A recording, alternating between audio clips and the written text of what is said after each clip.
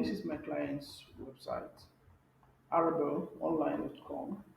It's an e-commerce website built using WordPress. So he wanted it moved from WordPress to Shopify because he wasn't satisfied with the services he was getting, and there were some features he wanted that only Shopify could give, according to him.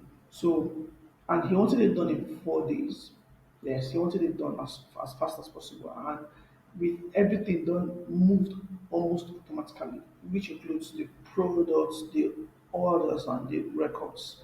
Okay, so that is something almost impossible because WordPress and WooCommerce, even though they do similar stuff, but they are totally different platforms. So that is where an expert is needed, and that was why I was called.